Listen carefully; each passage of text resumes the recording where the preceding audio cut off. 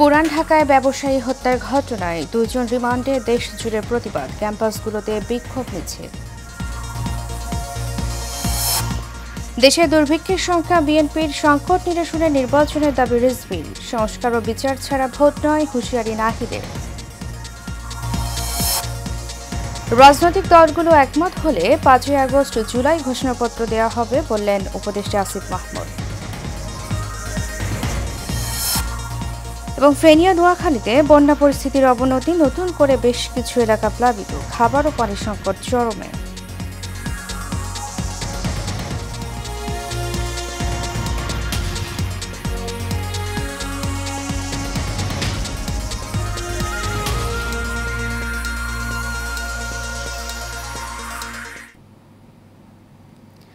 স্বাগত এশিয়ান নিউজে, সাথে আছি আমি উর্মি আক্তার। এতক্ষণ শুনছিলেন বিআরবি কেবল ইন্ডাস্ট্রিজ লিমিটেড সংবাদ শিরোনাম। এবারে চলে যাব পুরো খবরে।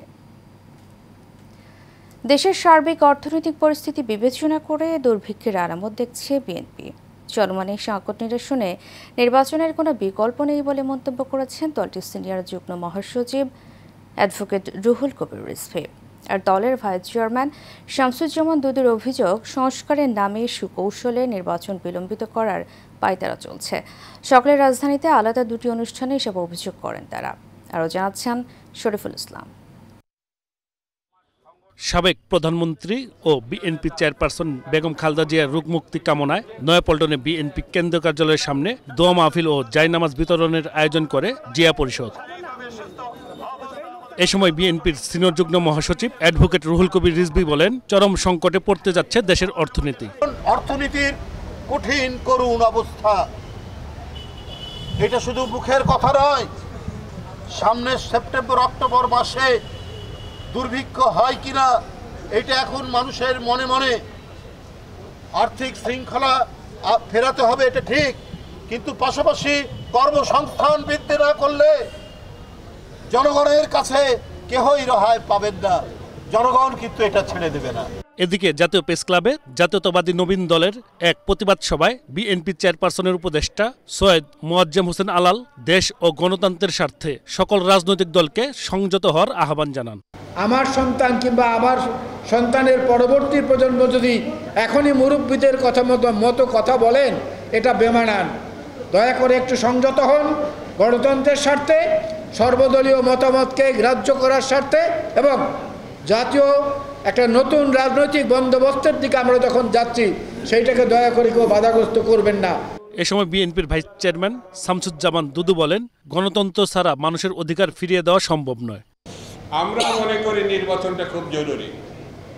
নির্বাচন হলে কারা 2টা না 3টা সিট পাবে অথবা জামানত বাজেয়াপ্ত হয়ে দেশ ছাড়া হবে, এটা নির্বাচন ছাড়া তো বোঝা যাবে না। কিন্তু কায়দা কৌশল করে সংস্কারের নামে, বিচারের নামে আরো কি কি সব ফেতনা বিষয় সামনে এনে নির্বাচনটা কিভাবে ঠেকানো যায় সেই বিবেচনায় সামনে এনেছে। সকল ষড়যন্ত্র মোকাবেলায় ফ্যাসিবাদ বিরোধী শক্তিকে ঐক্যবদ্ধ থাকার আহ্বান জানান শামসুজ্জামান দুদু। গণতন্ত্র ছাড়া বাংলাদেশকে রক্ষা করা যাবে না। Shariful Islam, Asian television, Dhaka. জাতীয় নাগরিক পার্টির আহ্বায়ক নাহিদ ইসলাম বলেছেন, আমরা সংস্কার, বিচার ও নির্বাচন একসঙ্গে চাই। বিচার আর সংস্কার ছাড়া বাংলার জনগণ নির্বাচন মেনে নেবে না। যারা বিচার সংস্কার ছাড়া নির্বাচন চায়, তারা নির্বাচনকে পিছিয়ে দেওয়ার ষড়যন্ত্রে লিপ্ত।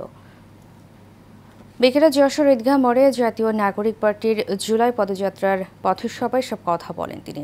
এর আগে দুপুরে জুমার নামাজ শেষে যশোরের ঐতিহাসিক টাউন হল মাঠে জনসমাবেশের সংক্ষিপ্ত আলোচনা সভায় বক্তারা বলেন, বিচারহীনতা, বৈষম্য ও দলীয় দখলদারিত্বের বিপরীতে জনগণের কাছে দায়বদ্ধতা নিশ্চিত করে একটি অংশগ্রহণমূলক গণতান্ত্রিক রাষ্ট্র ব্যবস্থা গড়তে কাজ করছে এনসিপি। রাজনৈতিক দলগুলো একমত হলে আগামী 5ই আগস্ট জুলাই ঘোষণাপত্র দেওয়া হবে বলে জানিয়েছেন স্থানীয় সরকার, পল্লী উন্নয়ন ও সমবায় মন্ত্রণালয় এবং ক্রীড়া উপদেষ্টা আসিফ মাহমুদ সজীব ভূঁইয়া। কুমিল্লা জেলা আইনজীবী সমিতির নতুন ভবন উদ্বোধন উপলক্ষে এক মতবিনিময় সভা শেষে সাংবাদিকদের প্রশ্নের জবাবে তিনি একথা বলেন। এর আগে বিকেলে কুমিল্লা বিশ্ববিদ্যালয় মুক্ত মঞ্চে জুলাই গণঅভ্যুত্থানে ছাত্র জনতার প্রথম প্রতিরোধ দিবস 11 জুলাই শীর্ষক স্মরণ সভায় প্রধান অতিথির বক্তব্যে তিনি বলেন, গত বছরের 11 জুলাই কুমিল্লা বিশ্ববিদ্যালয়ের শিক্ষার্থীরা কোটা সংস্কার আন্দোলনে যে সাহসিকতার পরিচয় দিয়েছিল তা ছিল সারা দেশের প্রথম প্রতিরোধ। সেদিনের স্মৃতি ধরে রাখতে কুমিল্লা বিশ্ববিদ্যালয়ে জুলাই মিনার এবং ঢাকা চট্টগ্রাম মহাসড়কে প্রতিরোধ মিনার স্থাপন করা হবে। এ সময় তিনি 11 জুলাই দিনটিকে প্রথম প্রতিরোধ দিবস হিসেবে ঘোষণা করেন। দেশের বিভিন্ন জেলায় বৃষ্টিপাত অব্যাহত থাকায় ফেনীর ফুলগাজী ও পরশুরামের মানুষের সময় কাটছে চরম অনিশ্চয়তায়। চরম ভোগান্তি পোহাতে হচ্ছে দুর্গত এলাকার বাসিন্দাদের। দুই উপজেলায় বানের জল কিছুটা কমলেও নতুনভাবে প্লাবিত হয়েছে সদর ও ছাগলনাইয়ার নিম্ন অঞ্চলের বিভিন্ন এলাকা। মুহুরী, কহুয়া ও সিলোনিয়া নদীর বেড়িবাঁধের 21টি স্থান ভেঙে এ পর্যন্ত 4টি উপজেলার অন্তত 109টি গ্রাম প্লাবিত হয়েছে। বাড়িঘরে পানি ওঠায় আশ্রয়কেন্দ্রে অবস্থান নিয়েছেন অনেকে। খোলা হয়েছে 161টি আশ্রয়কেন্দ্র। শুকনো খাবার সহ বিভিন্ন সামগ্রী বিতরণ করছে স্থানীয় প্রশাসন। পানি ওঠায় এখনো বন্ধ ফেনী পরশুরাম সড়কে যান চলাচল। ফুলগাজী ও পরশুরামের অনেক এলাকা গত দুদিন ধরে বিদ্যুৎ বিচ্ছিন্ন। এদিকে নোয়াখালী জেলা জুড়ে ভয়াবহ পরিস্থিতির সৃষ্টি হয়েছে। জেলার 6টি উপজেলার 57টি ইউনিয়ন ও পৌরসভায় অন্তত 2,03,000 মানুষ ক্ষতিগ্রস্ত হয়েছে। ক্ষতিগ্রস্ত পরিবারের সংখ্যা 41,840 জন।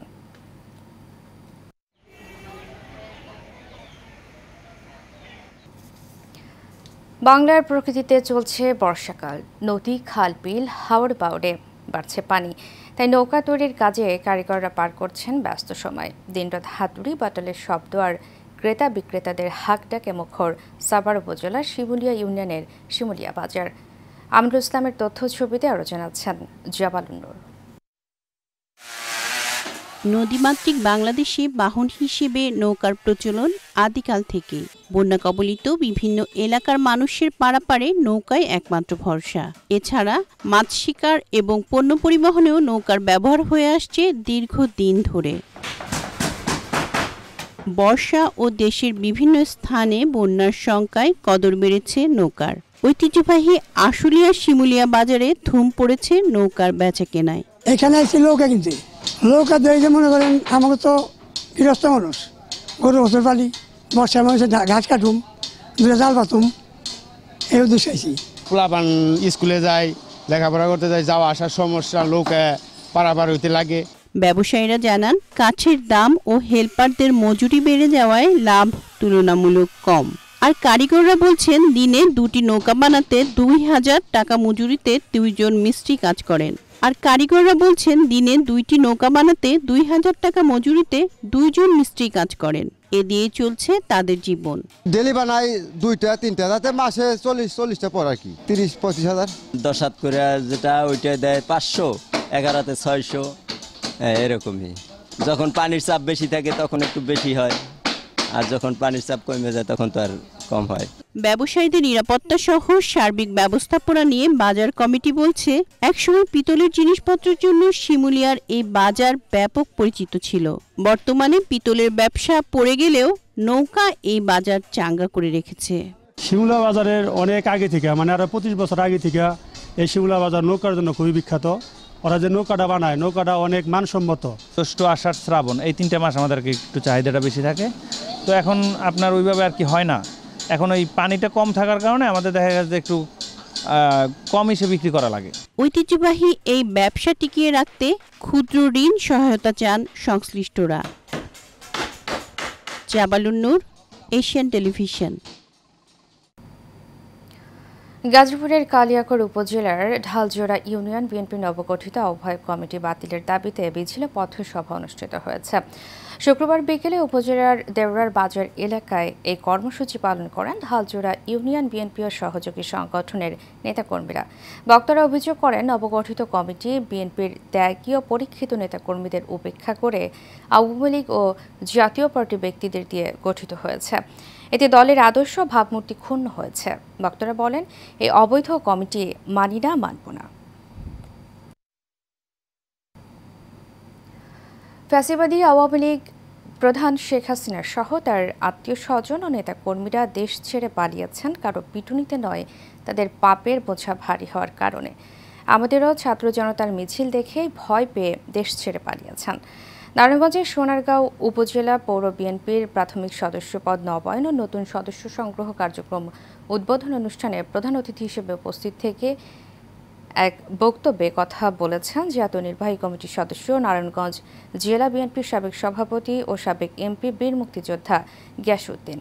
শুক্রবার বিকেলে সোনারগাঁও উপজেলা যুবদলের সাবেক সাংগঠনিক সম্পাদক শফিকুল ইসলাম নয়নের সভাপতিত্বে সময় উপস্থিত ছিলেন নারায়ণগঞ্জ জেলা যুবদলের সাবেক সাধারণ সম্পাদক শাহ আলম মুকুল, সোনারগাঁও উপজেলা যুবদলের আহ্বায়ক শহীদুর রহমান স্বপন, সনমাদ্দি ইউনিয়ন বিএনপির সভাপতি রমজান আলী সরকার, বিএনপি নেতা হোসেন আলী সহ বিএনপি ও সহযোগী অঙ্গ সংগঠনের নেতাকর্মীরা।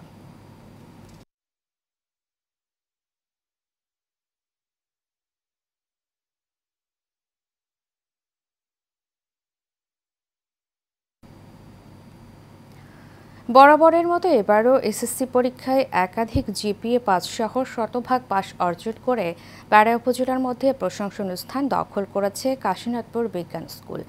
এমন ফলাফলে সন্তোষ প্রকাশ করেছে প্রতিষ্ঠানটির শিক্ষার্থী, শিক্ষক ও অভিভাবকবৃন্দ। কাশীনাথপুর বিজ্ঞান স্কুল প্রতিষ্ঠিত হওয়ার পর থেকে ভালো পড়াশোনার পাশাপাশি শিক্ষার্থীদের মানসিক বিকাশ ঘটাতে সকল ধরনের আয়োজন করে থাকে। তাই সুনামের ধারা অব্যাহত রাখতে আগামীতে আরও ভালো কিছু করার প্রত্যয় ব্যক্ত করেছেন প্রতিষ্ঠানটির প্রধান শিক্ষক মোহাম্মদ জাহিদুল ইসলাম। স্কুল থেকে পরীক্ষা দিয়ে আমি গর্বিত এবং আমি এই স্কুলের সাফল্য কামনা করছি। আমাদের স্কুলের শিক্ষকগণ অনেক যত্নবান, তাদের নিরলস পরিশ্রমের ফলেই আমরা আজকে এই পর্যায়ে। এখানকার শিক্ষকদের নিরলস পরিশ্রম এবং আমাদের নিজের ইচ্ছার ফলে আমরা আমাদের কাঙ্ক্ষিত রেজাল্টটা পেয়েছি। বিগত বছরের ন্যায় আমাদের কাশীনাথপুর বিজ্ঞান স্কুল অত্র এলাকার মধ্যে সবচেয়ে ভালো ফলাফল অর্জন করেছে। 32 জন শিক্ষার্থী জিপিএ 5A+ অর্জন করেছে এবং আরো 85 জন শিক্ষার্থী এ গ্রেড পেয়েছে। এই অসাধারণ সাফল্য আমাদের শিক্ষক, শিক্ষার্থী, অভিভাবক ও সকল শুভাকাঙ্ক্ষীদের সম্মিলিত প্রচেষ্টার ফসল। গাজীপুরের শ্রীপুরে তুচ্ছ ঘটনাকে কেন্দ্র করে লাকি আক্তার নামে একজনকে পিটিয়ে গুরুতর আহত করার অভিযোগ উঠেছে। লাকি বেগমের অভিযোগ, তার উপরে অতর্কিতভাবে হামলা চালিয়েছেন উপজেলার বেকাসাহারা গ্রামের মোহাম্মদ ইসমাইল, নজরুল ইসলাম, ফজলুল হক, আহমেদ মতিন সহ জ্ঞাত নামা আরও 4-5 জন। এ বিষয়ে লাকি বেগম বাদী হয়ে শ্রীপুর মডেল থানায় একটি অভিযোগ দায়ের করেন। ভুক্তভোগী লাকি বেগম জানান, দীর্ঘদিন ধরে জমি সংক্রান্ত বিরোধের জেরে তাকে ভয়ভীতি দেখাচ্ছিল প্রতিপক্ষের লোকজন। এ বিষয়ে বিবাদীদের সাথে যোগাযোগ করলে বিবাদীদের মোবাইল ফোন বন্ধ পাওয়া যায়। নারায়ণগঞ্জের রূপগঞ্জে মাতলামির প্রতিবাদ করায় ইয়াসিন ও শিফন নামে 2 যুবককে গুলি করার মামলার আসামি সোহরাব মোল্লাকে গ্রেপ্তার করেছে রূপগঞ্জ থানা পুলিশ। গত মঙ্গলবার দিবাগত রাতে গোপন তথ্য ভিত্তিক রূপগঞ্জ থানার অভিযান চালিয়ে 6 জন আসামির মধ্যে প্রথম আসামি সোহরাব মোল্লাকে গ্রেপ্তার করে রূপগঞ্জ থানা। রূপগঞ্জ উপজেলার বোড়াপাড়া ইউনিয়নের মৃত নাসির মোল্লার ছেলে আসামি সোহরাব মোল্লা গত 27 জুন দিবাগত রাতে আসামি সোহরাব মোল্লা এবং তার সঙ্গী সাথী নিয়ে মাদকাসক্ত অবস্থায় মাতলামি করে আসছিল। এমন সময় ইয়াসিন ও শিপন তাদের মাতলামি বাধা দেওয়ায় এক পর্যায়ে তর্ক বিতর্কে জড়িয়ে যায় এবং আসামি সোহরাব মোল্লার সাথে থাকা অস্ত্র দিয়ে ইয়াসিন ও শিপনের উপর গুলি চালায়। গুলি লক্ষ্যভ্রষ্ট হওয়া শিপন মিয়ার ডান পায়ে লাগে এবং ইয়াসিনের কপালে লাগে।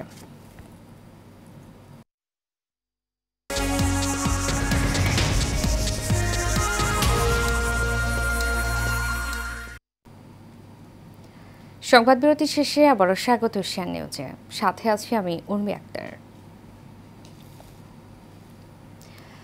বাংলাদেশ শ্রমিক কল্যাণ ফেডারেশনের কেন্দ্রীয় সভাপতি ও সাবেক এমপি আনামুর শামসুল ইসলাম বলেছেন, আগামী নির্বাচন আমাদের দেশকে নতুন করে ঢেলে সাজানোর একটি ঐতিহাসিক সুযোগ।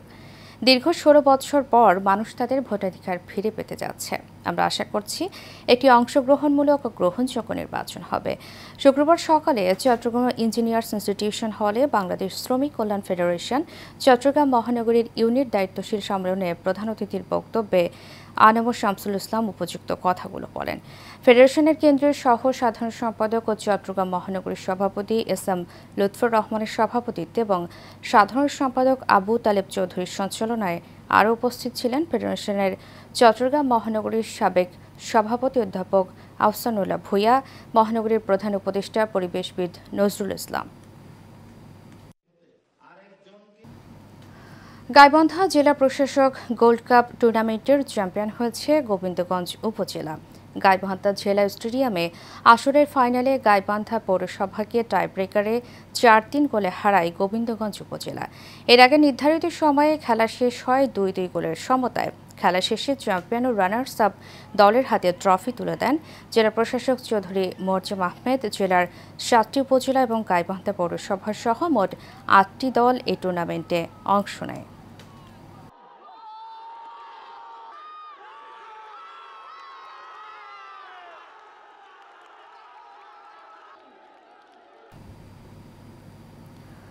ব্যবসায়ীদের মাঝে সৌহার্দ্য ও খেলাধুলার মনোভাব সৃষ্টির লক্ষ্যে টেরিবাজার ব্যবসায়ী সমিতির উদ্যোগে টেরিবাজার ব্যবসায়ী সমিতি গোল্ড কাপ ফুটবল টুর্নামেন্ট 2025-এর শুভ উদ্বোধন ও প্রথম দিনের খেলা অনুষ্ঠিত হয়েছে। সকাল 10টায় চট্টগ্রামের হাজী মোহাম্মদ মহসিন কলেজ মাঠে বেলুন উড়িয়ে টুর্নামেন্টের আনুষ্ঠানিক উদ্বোধন করেন চট্টগ্রামের সাবেক জামায়াতের আমির ও সাবেক সংসদ সদস্য ও জামায়াত নেতা শাহজাহান চৌধুরী। টেরিবাজার ব্যবসায়ী সমিতির সভাপতি আব্দুল পান্নানের সভাপতিত্বে আবুল মনসুরের সঞ্চালনায় উদ্বোধনী অনুষ্ঠানে আর উপস্থিত ছিলেন চট্টগ্রাম মেট্রোপলিটন পুলিশের দক্ষিণ জোনের উপ পুলিশ কমিশনার আলমগীর হোসেন, চকবাজার থানার ভারপ্রাপ্ত কর্মকর্তা জাহিদুল কবির সহ আরও অনেকে। এবারের প্রতিযোগিতায় মোট 20টি দল অংশ নিয়েছে।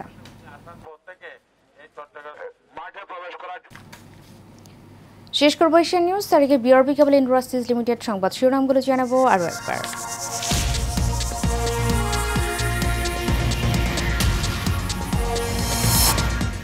পুরান ঢাকায় ব্যবসায়ী হত্যার ঘটনায় 2 জন রিমান্ডে, দেশ জুড়ে প্রতিবাদ, ক্যাম্পাসগুলোতে বিক্ষোভ মিছিল। দেশে দুর্ভিক্ষের সংখ্যা, বিএনপির সংকট নিরসনে নির্বাচনের দাবি রিজভির, সংস্কার ও বিচার ছাড়া ভোট নয়, হুঁশিয়ারি নাহিদের। রাজনৈতিক দলগুলো একমত হলে 5ই আগস্ট জুলাই ঘোষণাপত্র দেওয়া হবে বললেন উপদেষ্টা আসিফ মাহমুদ। এবং ফেনী ও নোয়াখালীতে বন্যা পরিস্থিতির অবনতি, নতুন করে বেশ কিছু এলাকা প্লাবিত, খাবার ও পানি সংকট চরমে।